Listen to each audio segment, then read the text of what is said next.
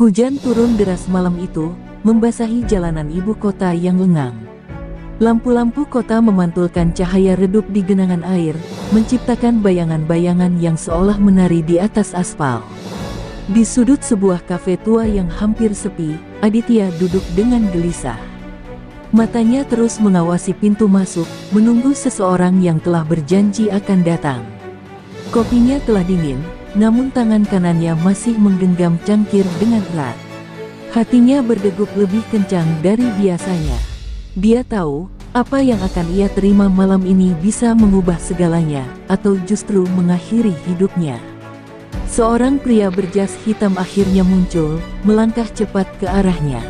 Wajahnya tertutup bayangan topi, dan sorot matanya dipenuhi ketakutan. Tanpa basa-basi, ia duduk di hadapan Aditya dan menyelipkan sebuah amplop coklat ke bawah meja. "Semua ada di dalam sini," bisiknya, nyaris tak terdengar di antara suara hujan yang mengguyur atap seng. "Jangan pernah tunjukkan ini pada orang yang salah. Mereka mengawasi kita, Aditya." Suaranya bergetar, seolah menyadari bahwa nyawanya mungkin tak akan lama lagi. Aditya membuka sedikit amplop itu, dan di dalamnya terlihat setumpuk dokumen dengan segel resmi pemerintah. Tangannya hampir gemetar saat menyadari logo partai terbesar di negeri ini tertera di sana. Sebuah bukti nyata tentang permainan kotor yang selama ini hanya menjadi bisik-bisik di sudut gelap ibu kota. Skema pencucian uang, manipulasi anggaran, penggelapan dana bantuan sosial, semuanya tertulis dengan jelas. Ini bukan sekadar korupsi kecil, ini adalah kanker yang telah menggerogoti negeri dari dalam. Belum sempat ia mengangkat kepalanya, pria di hadapannya sudah bangkit. "Aku harus pergi," katanya buru-buru. "Jangan cari aku lagi. Jika kau peduli dengan nyawamu, segeralah pergi dari sini." Dan tanpa menunggu jawaban, pria itu menghilang dalam derasnya hujan, meninggalkan Aditya sendirian dengan beban yang tiba-tiba terasa begitu berat di pundaknya. Aditya tahu, ini bukan pertama kalinya ia membongkar skandal. Sebagai jurnalis investigasi, ia telah menghabiskan bertahun-tahun memburu kebenaran. Namun, malam ini berbeda. Ada sesuatu dalam ketakutan pria itu yang membuat bulu kuduknya meremang. Ini bukan hanya tentang korupsi biasa, ini adalah tentang kekuatan yang selama ini tak tersentuh, sebuah entitas yang mampu menelan siapapun yang berani melawan. Tiba-tiba, naluri bertahan hidupnya menendang. Ia melirik ke jendela dan merasakan firasat buruk menyelimutinya. Di seberang jalan, sebuah mobil hitam dengan kaca gelap terparkir tanpa gerak. Lampu depannya sesekali menyala, seolah memberi sinyal pada seseorang. Detak jantungnya semakin kencang. Ia tahu ia sedang diawasi. Dengan cepat, ia memasukkan amplop itu ke dalam jaketnya, meninggalkan uang di meja, dan melangkah keluar dari kafe. Ia memutuskan untuk tidak langsung pulang. Sebaliknya, ia berbelok ke gang kecil, menyusuri jalan-jalan sempit yang hanya dikenal oleh warga setempat. Hujan terus mengguyur, membasahi wajahnya, namun pikirannya tetap tajam. Ini adalah awal dari sesuatu yang besar, sesuatu yang bisa mengguncang negeri ini. Namun, pertanyaannya sekarang adalah, apakah ia akan bertahan cukup lama untuk mengungkapnya? Sebuah suara gemerisik di belakangnya membuatnya berhenti. Saat ia menoleh, sosok pria dengan jas hitam yang sama telah berdiri di ujung gang, menatapnya dengan ekspresi kosong. Namun, kali ini, tak ada ketakutan di matanya, hanya kesunyian yang mematikan. Aditya tahu, ia telah masuk terlalu dalam. Dan kini, tak ada jalan kembali. Aditya mengatur napasnya, mencoba menenangkan diri di tengah derasnya hujan yang terus membasahi tubuhnya. Pria berjas hitam di ujung gang masih berdiri diam, seolah menunggu sesuatu. Aditya merasakan ketegangan merambat di tulangnya, ini bukan pria yang sama yang memberinya dokumen tadi. Nalurinya berteriak, menyuruhnya bergerak sebelum terlambat. Tanpa berpikir panjang, ia berbalik dan berlari ke arah berlawanan, menyusuri lorong sempit yang penuh dengan genangan air dan sampah berserakan. Langkah kakinya memecah keheningan malam, namun suara langkah lain segera mengikutinya dari belakang. Ia berbelok cepat ke jalan utama, mencoba menghilang di antara kendaraan yang melintas. Lampu-lampu mobil menyilaukan matanya, dan bunyi klakson memekakkan telinga saat ia hampir tertabrak sebuah taksi yang melaju kencang. Dengan napas tersengal, ia menoleh ke belakang, pria itu masih mengejarnya. Aditya tahu, ia tidak bisa pulang sekarang. Jika orang-orang ini tahu di mana ia tinggal, maka nyawanya sudah selesai. Satu-satunya tempat yang bisa ia tuju adalah kantor kecil tempat ia bekerja, tempat di mana kebenaran masih bisa bernafas meski hanya dalam bisikan. Setelah hampir 10 menit berlari, Aditya akhirnya tiba di sebuah gedung tua berlantai 2 dengan papan nama yang sudah pudar, Suara Rakyat. Kantor surat kabar independen itu adalah satu-satunya media yang masih berani mengungkap skandal tanpa takut akan tekanan politik. Dengan tangan gemetar, ia merogoh saku dan mengambil kunci, lalu buru-buru membuka pintu sebelum melangkah masuk dan menguncinya kembali dari dalam.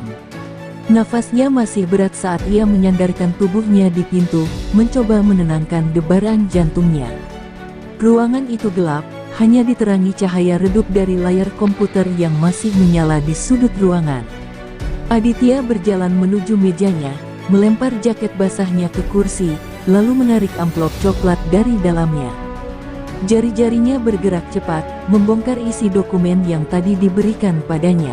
Matanya membelalak saat membaca isi laporan itu lebih dalam. Ini lebih buruk dari yang ia bayangkan.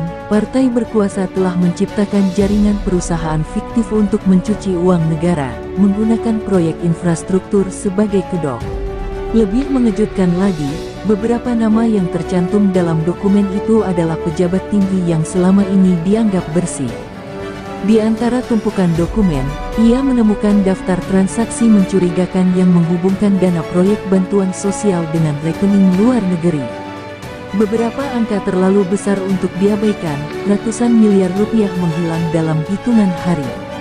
Aditya menggertakkan giginya. Selama ini rakyat dibiarkan menderita, sementara segelintir elit memperkaya diri dengan cara yang licik. Jika ini benar, maka skandal ini bisa mengguncang negeri. Tapi ia juga sadar, mengungkap ini berarti mempertaruhkan nyawanya sendiri. Suara dering ponsel tiba-tiba memecah kesunyian. Aditya merogoh sakunya dan melihat nama yang tertera di layar, Alia. Ia segera menjawab, "Kau di mana?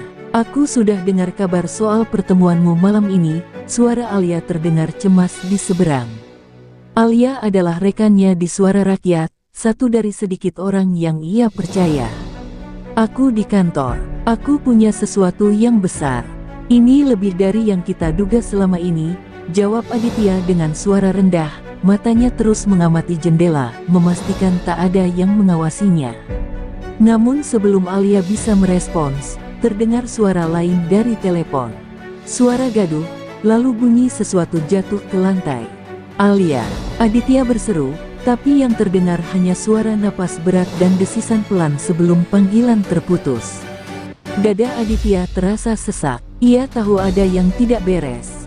Sesuatu yang gelap sedang bergerak, dan mereka tahu siapa yang harus dibungkam. Aditya mengepalkan tangannya. Ia tidak bisa menunggu lebih lama. Jika mereka sudah mulai menargetkan orang-orang di sekitarnya, itu berarti waktunya hampir habis. Dengan cepat, ia menyalakan komputernya dan mulai mengetik. Kebenaran ini harus keluar, sebelum semuanya terlambat. Aditya merasakan jantungnya berdegup lebih kencang saat panggilan telepon dengan Alia tiba-tiba terputus. Ia mencoba menelepon ulang, tetapi tidak ada jawaban. Pikirannya dipenuhi kekhawatiran. Alia bukan orang yang mudah panik, dan jika sesuatu terjadi padanya, berarti ancaman itu semakin nyata. Dengan cepat, ia meraih jaketnya yang masih basah dan menyambar amplop berisi dokumen sebelum bergegas keluar dari kantor. Ia harus menemui Alia, memastikan bahwa dia baik-baik saja. Di sepanjang perjalanan, hujan masih mengguyur deras, menciptakan suasana yang semakin mencekam. Aditya mengendarai motornya menembus jalanan yang sepi, menuju apartemen Alia yang terletak di pinggiran kota. Namun, ketika ia tiba di depan gedung apartemen itu, firasat buruk langsung menyergapnya. Pintu masuk terbuka sedikit, dan lampu lorong redup berkelip-kelip. Jantungnya mencelos saat ia mendapati pintu apartemen Alia tak terkunci. Dengan hati-hati, ia mendorong pintu dan melangkah masuk. Ruangan itu berantakan, buku-buku berserakan di lantai, meja terbalik, dan ada pecahan gelas di sudut ruangan. Namun yang paling membuat Aditya tercekat adalah laptop Alia yang masih menyala di atas meja. Layarnya berkedip-kedip dengan pesan yang belum sempat dikirim. "Aditya, aku menemukan sesuatu. Ini lebih besar dari yang kita kira. Aku butuh." Pesan itu terputus begitu saja, seolah Alia tidak sempat menyelesaikannya. Aditya bergegas memeriksa setiap sudut ruangan, berharap menemukan tanda-tanda keberadaan Alia. Namun, yang ia temukan hanyalah keheningan yang mencengkeram. Tiba-tiba, ponselnya bergetar di sakunya. Sebuah pesan masuk dari nomor tak dikenal, "Berhenti mencari dia, atau kau akan menyusul." Tangan Aditya mencengkeram ponselnya dengan kuat, kemarahan mulai membakar dadanya. Ini bukan lagi sekadar ancaman, ini adalah peringatan nyata bahwa mereka bisa mengambil siapa saja yang mencoba menggali terlalu dalam. Aditya menatap layar laptop Alia, mencoba mencari petunjuk terakhir yang mungkin ia tinggalkan. Ia membuka folder terbaru dan menemukan sebuah rekaman audio yang belum sempat diunggah. Dengan tangan gemetar, ia menekan tombol play. Suara Alia terdengar terburu-buru, hampir berbisik. "Aditya, aku menemukan bukti bahwa dana gelap itu bukan hanya untuk kepentingan partai, tapi juga untuk mendanai operasi bayangan. Mereka membayar kelompok tertentu untuk membungkam orang-orang yang tahu terlalu banyak. Aku pikir aku sedang diau." Rekaman itu tiba-tiba terputus dengan suara keras, seperti sesuatu terjatuh, lalu hanya ada keheningan. Aditya merasakan bulu kuduknya berdiri. Ini bukan lagi sekadar skandal korupsi biasa. Ini lebih dalam, lebih gelap. Mereka bukan hanya mencuri uang negara, mereka menciptakan jaringan kekuasaan yang bisa menghilangkan siapa saja yang berani melawan. Dengan cepat, ia menyalin semua data yang ada ke dalam flash disk dan menyimpannya di saku. Ia tahu, sekarang dirinya adalah target berikutnya. Jika mereka bisa mengambil Alia begitu saja, maka mereka bisa datang kapan saja untuknya. Tapi Aditya tak akan mundur. Tidak sekarang. Jika Alia menghilang demi kebenaran ini, maka ia akan memastikan dunia tahu apa yang sebenarnya terjadi. Sebelum meninggalkan apartemen, ia menoleh sekali lagi ke ruangan kosong itu. Seolah berharap Alia akan muncul dari balik pintu dan mengatakan bahwa semua ini hanyalah kesalahpahaman. Tapi tidak ada apa-apa selain bayangan malam yang mengintai. Dengan napas berat, ia melangkah pergi, membawa kebenaran yang bisa menghancurkan negeri, dan mungkin juga dirinya sendiri. Langit masih gelap saat Aditya menyusuri jalanan sepi, pikirannya berputar liar. Ia tahu ia tak bisa kembali ke kantor suara rakyat, terlalu berisiko. Alia telah menghilang, dan kini, ia tak punya siapa-siapa yang bisa dipercaya.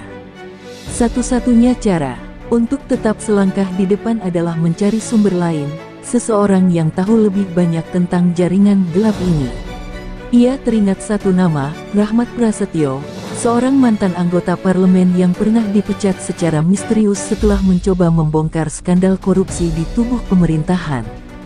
Jika ada yang tahu bagaimana partai ini bekerja, itu adalah dia. Rahmat tinggal dalam pengasingan di sebuah rumah tua di pinggiran kota, jauh dari sorotan media. Aditya tiba di sana menjelang subuh, mengetuk pintu kayu yang sudah lapuk. Beberapa saat tak ada jawaban, tapi ketika ia hendak pergi, pintu itu terbuka sedikit, memperlihatkan sepasang mata tajam yang penuh kehati-hatian. "Kau siapa?" Suara Rahmat terdengar serak dan lelah. "Aditya Pratama, dari Suara Rakyat," jawabnya cepat. "Aku punya sesuatu yang harus Anda lihat." Rahmat menatapnya lama, lalu membuka pintu lebih lebar. Ruangan di dalamnya suram dan penuh dengan tumpukan kertas berserakan, seolah seseorang telah lama mengumpulkan bukti yang tak tersentuh. Aditya meletakkan amplop coklatnya di meja, mengeluarkan dokumen-dokumen yang ia dapatkan. Rahmat melihatnya dengan mata membelalak. Astaga, ini lebih buruk dari yang kuduga, gumamnya, wajahnya menegang. Selama ini aku tahu mereka korup, tapi aku tidak pernah tahu mereka mendanai operasi bayangan sebesar ini. Aditya mencondongkan tubuhnya, suaranya merendah. Apa yang Anda tahu tentang jaringan mereka di parlemen? Rahmat menarik napas panjang, lalu mulai berbicara.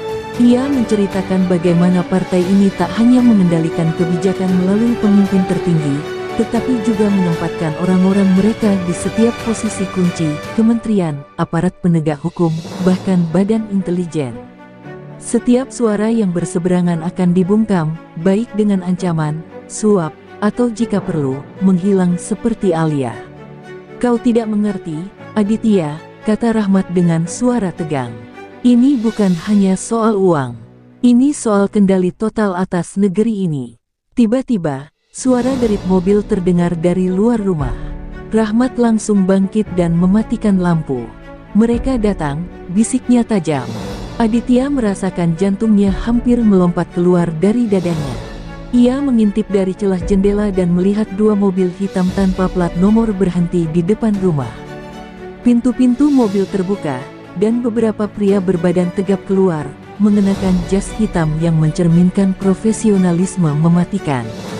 Tanpa membuang waktu, Rahmat menarik Aditya ke pintu belakang. Ikuti aku, jangan bersuara, bisiknya. Mereka keluar ke lorong gelap di belakang rumah, menyelinap melewati pagar kayu yang hampir roboh. Suara langkah kaki berat terdengar mendekat dari dalam rumah, diikuti suara perintah singkat. Geledah tempat ini, cari mereka. Mereka berdua berlari ke dalam kebun kosong yang dipenuhi ilalang tinggi. Nafas Aditya memburu, jantungnya berdegup kencang. Ia tahu, ini bukan lagi sekadar investigasi. Ini adalah perburuan, dan ia adalah target berikutnya. Satu hal yang kini pasti, kebenaran yang ia kejar terlalu berbahaya bagi mereka yang berkuasa, dan mereka tak akan berhenti sampai ia benar-benar lenyap dari muka bumi. Aditya dan Rahmat terus berlari di tengah pekatnya malam, menyusuri ladang kosong yang hanya diterangi cahaya rembulan yang tersamar di balik awan. Nafas mereka tersengal, tapi langkah tak boleh berhenti. Di belakang, suara teriakan terdengar semakin dekat. Para pemburu mereka kini menyebar, mencari dengan senter dan suara radio yang berdesis. Mereka tahu Aditya dan Rahmat ada di sekitar sini. Kita harus bersembunyi, bisik Rahmat, menarik Aditya ke balik reruntuhan gudang tua di ujung ladang. Mereka berjongkok, menahan napas saat cahaya senter menyapu area sekitar. Detik demi detik berlalu begitu lambat, dan Aditya bisa merasakan keringat dingin mengalir di pelipisnya. Jika mereka tertangkap sekarang, itu berarti akhir dari segalanya. Seorang pria berbadan tegap melangkah lebih dekat, matanya tajam memeriksa setiap sudut. Jantung Aditya hampir berhenti ketika pria itu berdiri tepat di depan tempat persembunyian mereka. Tangan Rahmat bergerak pelan ke dalam jaketnya, meraih sesuatu, sebuah pistol tua yang terlihat sudah usang, tapi masih bisa digunakan. Namun sebelum pria itu sempat bergerak lebih jauh, suara dari radio genggamnya berbunyi. Target mengarah ke jalan utama. Kita kejar. Pria itu segera berbalik dan berlari, meninggalkan tempat itu. Aditya menahan napas sejenak sebelum Rahmat menariknya keluar dari persembunyian. Mereka pikir kita menuju jalan utama. Itu kesempatan kita untuk kabur, katanya cepat. Tanpa membuang waktu, mereka bergerak ke arah berlawanan, menyelinap melalui pagar kayu dan memasuki kawasan permukiman tua yang gelap dan sepi. Rahmat mengarahkan Aditya menuju sebuah rumah kecil di ujung gang, terlihat usang namun cukup tersembunyi. Ia mengetuk pintu dengan pola tertentu, dan beberapa saat kemudian, seorang pria tua dengan wajah keras membukakan pintu. Kau bawa masalah ke sini, Rahmat? Tanyanya tajam. Kami butuh tempat untuk bersembunyi. Hanya sementara, jawab Rahmat. Pria itu menghela napas, lalu memberi isyarat agar mereka masuk. Di dalam, suasana terasa pengap. Aditya melihat peta dan beberapa dokumen berserakan di meja, tanda bahwa tempat ini lebih dari sekadar rumah biasa. Ini rumah salah satu orangku, jelas Rahmat. Dulu kami bekerja sama membongkar skandal keuangan. Tapi mereka datang lebih dulu sebelum kami bisa mengungkap semuanya. Pria tua itu menatap Aditya tajam. Kau yang sedang mereka buru sekarang. Aditya mengangguk pelan. Aku punya bukti bahwa mereka tidak hanya mencuri uang negara, tapi juga membangun jaringan untuk mengendalikan segalanya. Rahmat duduk dan menghela napas berat. Kalau begitu, kita tak bisa hanya bersembunyi. Kita harus menyerang balik sebelum mereka menemukan kita lebih dulu. Aditya menatapnya, masih mencoba memahami apa maksudnya. Rahmat kemudian menunjuk peta di meja. Aku tahu seseorang di dalam parlemen yang bisa membantu kita. Tapi risikonya tinggi. Jika kita gagal, mereka akan memastikan kita tidak akan pernah bisa bicara lagi. Aditya menelan ludah. Ia tahu sejak awal bahwa ini bukan pertarungan yang mudah. Tapi setelah apa yang terjadi pada Alia, setelah semua yang ia lihat, ia tidak bisa berhenti sekarang. Ia menatap Rahmat dan mengangguk. Apa yang harus kita lakukan? Aditya duduk di sudut ruangan dengan napas masih berat, mencoba mencerna rencana yang baru saja dijelaskan Rahmat. Mereka akan menemui seseorang di dalam parlemen, seorang informan yang diklaim Rahmat masih memiliki integritas dan bisa membantu mereka. Namun, Aditya tak bisa menghilangkan perasaan waspada, terlalu banyak hal yang sudah terjadi, dan mereka tak bisa lagi percaya pada siapapun dengan mudah. Malam itu, setelah memastikan bahwa tak ada pergerakan mencurigakan di sekitar rumah persembunyian mereka, Aditya dan Rahmat keluar dengan hati-hati. Mereka menumpang mobil tua milik pria tua yang menampung mereka. Jalanan masih lengang. Hanya beberapa lampu jalan yang menerangi sepanjang trotoar. Aditya menggenggam flash disk berisi bukti-bukti yang berhasil ia kumpulkan. Jika mereka berhasil menyerahkannya ke tangan yang tepat, mungkin ada harapan untuk membongkar semua ini. Setibanya di gedung parlemen, mereka berhenti di parkiran bawah tanah. Rahmat mematikan mesin dan melirik Aditya. Kita hanya punya satu kesempatan. Begitu kita masuk, tidak ada jalan kembali, katanya pelan. Aditya mengangguk. Dengan langkah hati-hati, mereka menuju pintu samping, tempat di mana mereka telah berjanji bertemu dengan orang. Kepercayaan Rahmat, Hendra Wijaya, seorang anggota parlemen yang selama ini dikenal vokal melawan korupsi. Ketika mereka masuk ke dalam ruangan kecil di lantai bawah, Hendra sudah menunggu. Pria berjas abu-abu itu berdiri dengan tangan menyilang, ekspresinya serius. Aku tidak punya banyak waktu, katanya singkat. Rahmat segera menyerahkan beberapa dokumen yang ia bawa, sementara Aditya menaruh flash disk di atas meja. Semua bukti ada di sini. Aliran dana gelap, jaringan yang mereka bangun, dan bagaimana mereka menghilangkan orang-orang yang tahu terlalu banyak, ucap Aditya. Hendra membuka dokumen itu dengan alis berkerut, membacanya dengan saksama. Aditya bisa melihat rahangnya mengeras. Ini gila, gumamnya. Jika ini sampai ke publik, ini bisa menggunakan